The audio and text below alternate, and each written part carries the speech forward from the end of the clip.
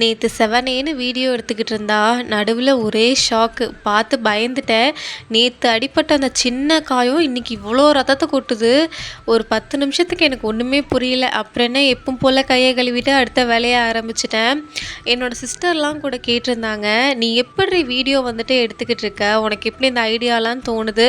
நாங்கள்லாம் ஒரு இடத்துக்கு வந்தால் சுற்றி பார்க்கணும் தான் நினைப்போம், ஆனால் அங்கே நீ உட்காந்து வீடியோ எடுத்துக்கிட்டு இருக்க அப்படின்னு. கழுதைக்கு வாக்கப்பட்டால் உதச்சி தான் ஆகணுங்கிற மாதிரி யூடியூப்பில் சேனல் ஸ்டார்ட் பண்ணி வீடியோ போட ஆரம்பித்தாச்சு. இனி வீடியோ எடுக்கும்போது மற்றவங்க பார்க்குறாங்களேன்னு சொல்லி கூச்சப்பட்டோம்னா பொழப்பு போட்ட முடியுமா? நான் சேனல் ஸ்டார்ட் பண்ண டைமில் இன்ஸ்டாகிராம்லேயும் ஆகட்டும் யூடியூப்லேயும் ஆகட்டும் எனக்கு ஸ்டார்டிங்லேயே எனக்கு ஒரு நல்ல சப்போர்ட்டும் லவ் கிடச்சிது. என்கிட்ட வந்துட்டு சேனல் வந்துட்டு எப்படி ரன் பண்ணணுன்னு ஐடியா கேட்டவங்கலாம் கூட இருக்காங்க. ஸோ அந்த மாதிரி இருக்கும்போது இப்போ ரீசன்ட் டைமில் என்னன்னே தெரியல, எனக்கு சப்போர்ட் பண்ணவங்களாம் காணவில்லைன்னு போர்டு வைக்கிற அளவுக்கு என் நிலமை மோசமாக இருக்குது. இப்படி நான் ரத்தம் சிந்தி வீடியோ எடுத்தால் அதுக்கான பலன் கிடைச்ச மாதிரியே இல்லை. என் வீடியோ பார்க்குற நீங்களாவது எனக்கு சப்போர்ட் பண்ணுங்களேன்.